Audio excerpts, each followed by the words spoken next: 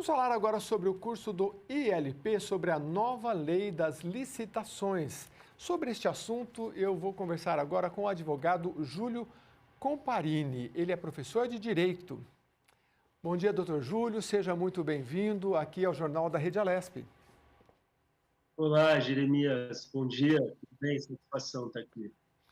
Júlio, qual é a importância da lei de licitação, que agora é uma nova lei, mas assim, o que ela representa para a economia, para essas relações entre poder público e poder privado, enfim?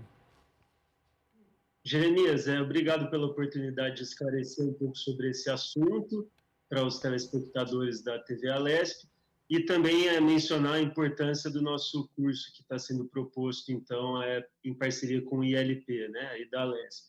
Vejam bem, as licitações no Brasil, já há algum tempo, elas viviam um certo contexto de fragmentação legislativa, né? A lei principal de licitações, ela era de 1993, né? E após isso, diversas novas legislações foram sendo criadas para tentar adaptar o contexto de licitações e contratações públicas para os tempos contemporâneos, né? Então, um grande exemplo disso, dois grandes exemplos são a Lei do Pregão de 2002 e, mais recentemente, a lei do assim chamada RDC, Regime Diferenciado de Contratações, né? Eu só lembro, para mostrar como a legislação estava um pouco obsoleta e, de fato, demandava uma renovação, que foi importante, então, agora com essa nova lei, eu lembro um pouco daqueles eventos esportivos importantes que tivemos no Brasil em 2014 e 2016, né? A Copa do Mundo e depois as Olimpíadas. Naquele contexto em que o país precisava rapidamente, né,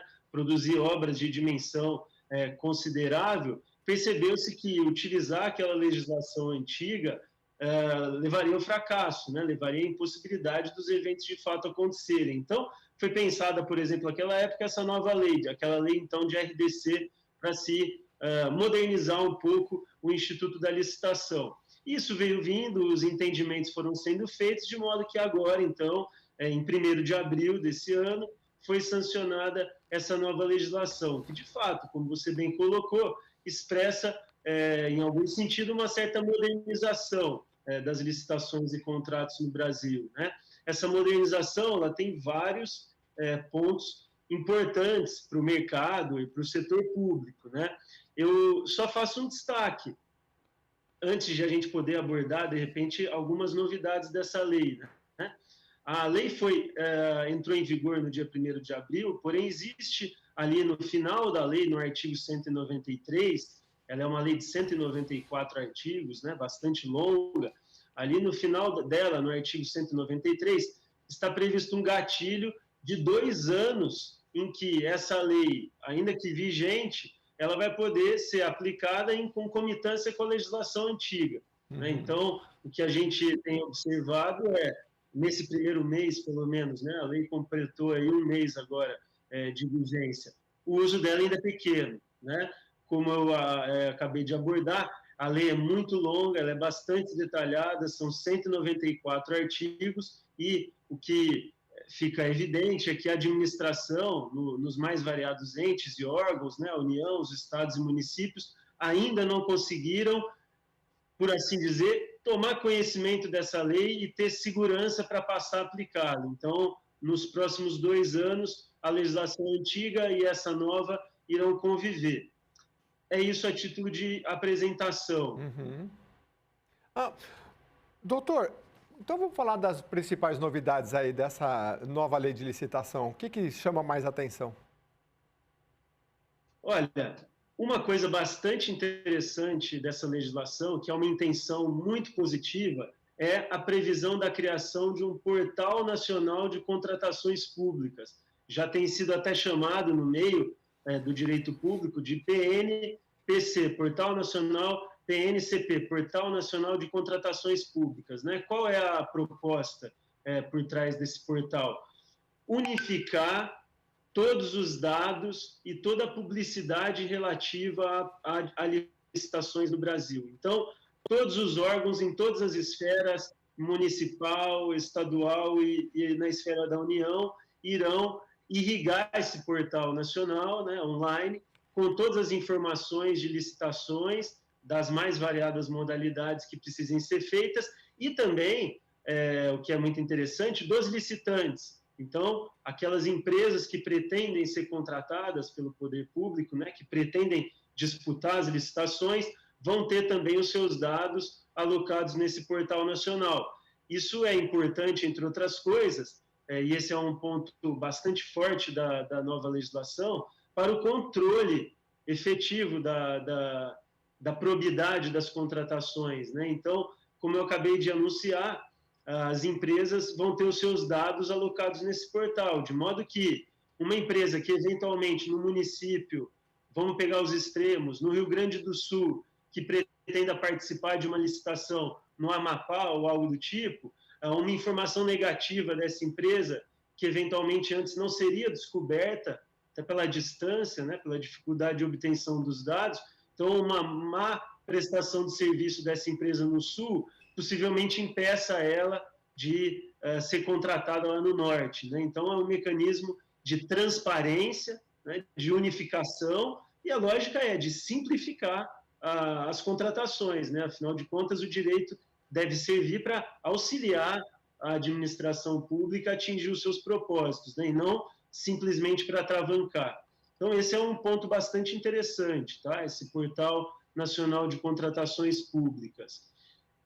A lei, ela é bastante pródiga em dispositivos também para falar do controle, né? É interessante a gente perceber que a lei de licitações, ela se parece com um manual voltado para aquele que integra a administração pública. Então, aquela pessoa que trabalha na administração, tem algum cargo na administração efetivo, ou um cargo em comissão, e vai contratar, vai gastar o dinheiro público, né? A lei de licitações, ela é basicamente um passo a passo do que esse sujeito deve fazer, né? De como o serviço público, os servidores públicos devem se conduzir nessa pretensão de gastar o dinheiro. E, como foi bem destacado, os mecanismos de controle estão mais aprimorados, né? E isso significa uma série de obrigações detalhadas que são impostas ao administrador, aquele que está na gestão pública, e também aos órgãos que devem controlar, né? Então, eu vou dar um exemplo em relação a esse controle que a gente chama de externo, né? Exercido pelo Tribunal de Contas. O Tribunal de Contas, por exemplo, a partir do momento que ele identificar algum tipo de irregularidade possível numa licitação, ele já tinha e segue tendo o poder de determinar a paralisação de uma licitação, né? Houve, de repente, algum problema, algum possível problema ali identificado, e, por precaução, considerando os impactos negativos de uma contratação irregular, digamos assim, o Tribunal de Contas determina a paralisação dessa licitação. Ora, a nova lei, ela dá ao tribunal o prazo de 25 dias para concluir o julgamento, né? A gente que conhece um pouco, todos nós brasileiros que acompanhamos um pouco sobre o noticiário jurídico, né?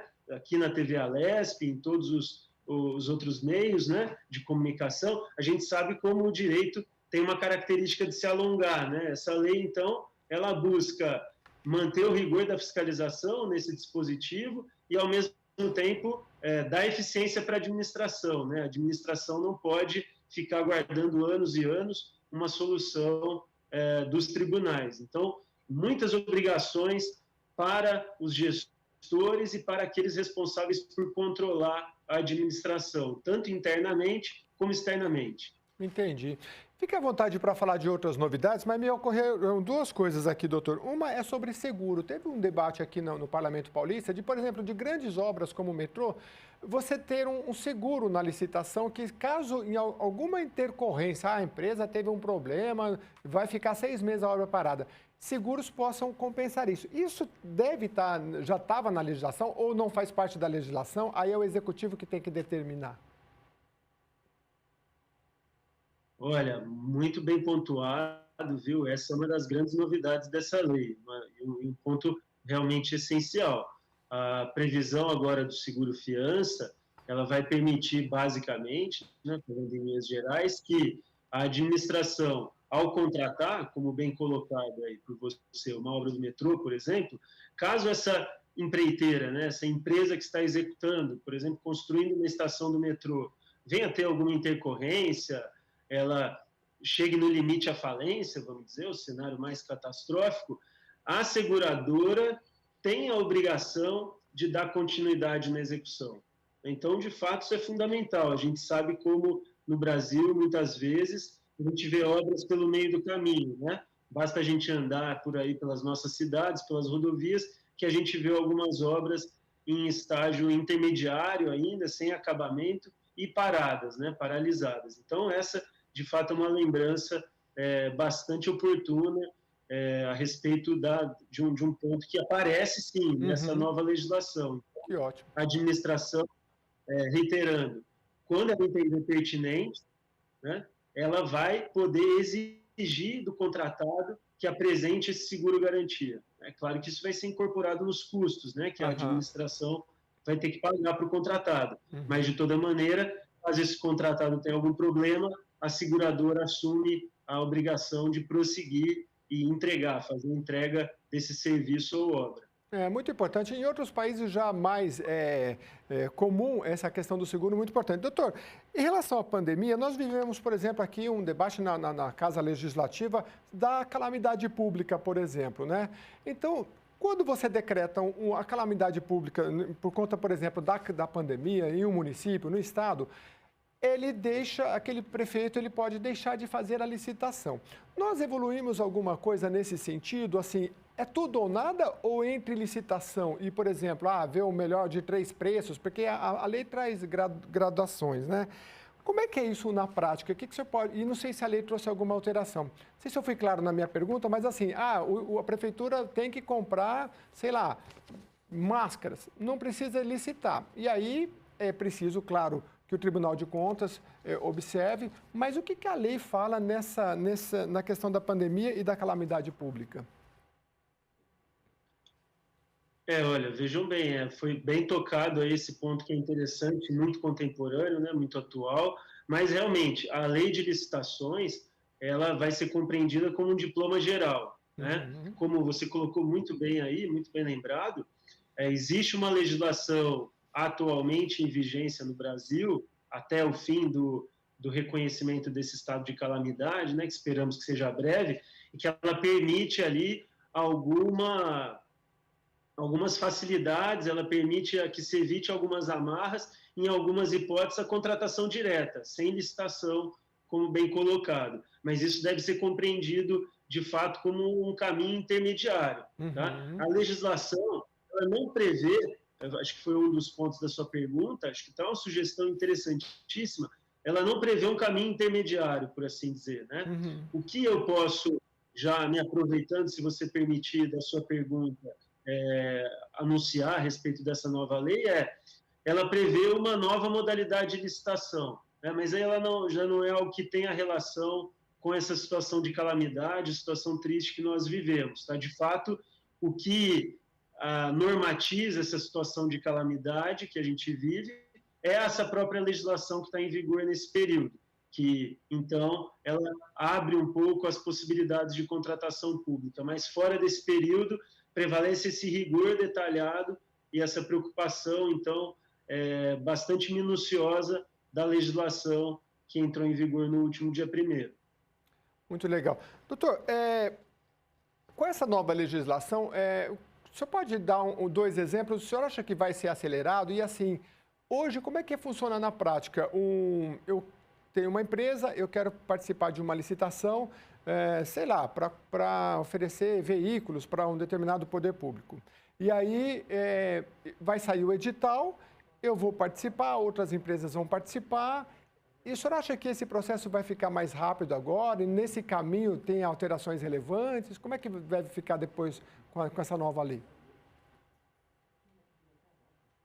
Olha, a minha impressão pessoal, claro que a gente, enfim, tem esperanças. E eu destaco o princípio da eficiência, tem a ver com a celeridade, né, com a rapidez das contratações, sim um dos princípios dessa lei. Consta lá no artigo 5º da nova lei. Então, essa preocupação deve ser, sim, levada em conta. De outro lado, eu devo ponderar que, como eu coloquei agora há pouco, a lei ela é muito detalhada em relação aos procedimentos, é quase que um passo a passo que o gestor deve seguir para que a lei seja cumprida e para que o procedimento seja, então, concretizado, para que essa contratação da eventual empresa seja realizada. O problema, né, apontando um possível problema da lei, está no seguinte, me parece. A lei ela prevê detalhadamente tudo o que deve acontecer, o que é ótimo. Ela funciona como uma espécie de manual de boas intenções ali. As ideias que estão na lei são excelentes. O que falta à lei, me parece, isso ficou de fato como um lapso, é a previsão de soluções para problemas específicos que a gente já pode vislumbrar a partir desse passo a passo tão detalhado que a lei indicou. Então, só para tentar esclarecer um pouco, você tem outras leis no nosso país, em outras searas, que funcionam da seguinte maneira. Eu tenho uma previsão de uma lógica geral que vai dominar um determinado setor, por exemplo, o direito civil, Código Civil. Tem lá uma norma geral que deve se aplicar a todas as relações privadas. E aí, o que a lei faz, o Código Civil? Ele prevê detalhadamente soluções para quando coisas derem errado no meio do caminho.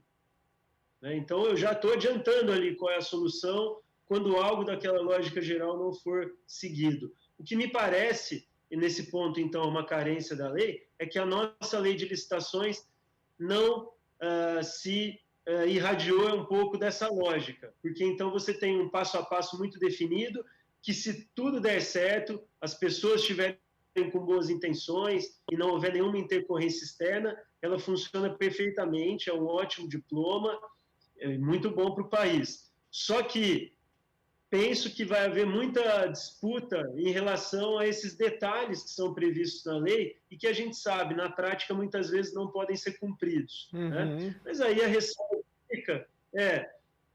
cabe aos aplicadores da lei, tanto na administração, como nos tribunais de conta, os órgãos de controle no geral, interno e externo, irem construindo, né, o que a gente chama de jurisprudência. Então, entendimentos que possam se consolidar entre aqueles que utilizam a lei, para que, de fato, essa dinâmica da eficiência, que foi a preocupação que você externou, né, e que está na lei, possa ser concretizada.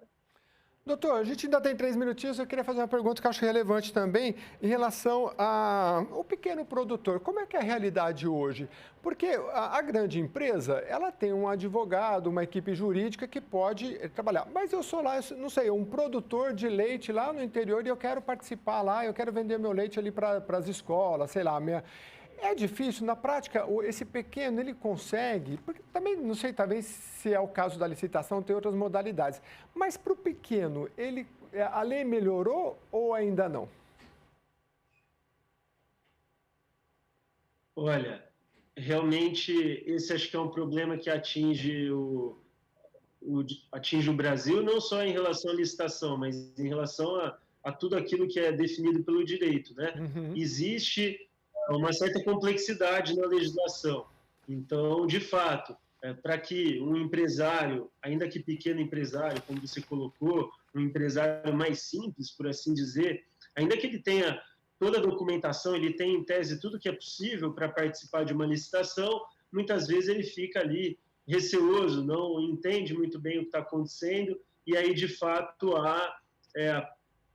ele perde o interesse, né? Pessoas que eventualmente poderiam querer disputar, vender algo, por exemplo, leite, que foi o seu exemplo, acabam deixando isso de lado porque imaginam ser algo muito complexo, algo difícil, inviável, etc.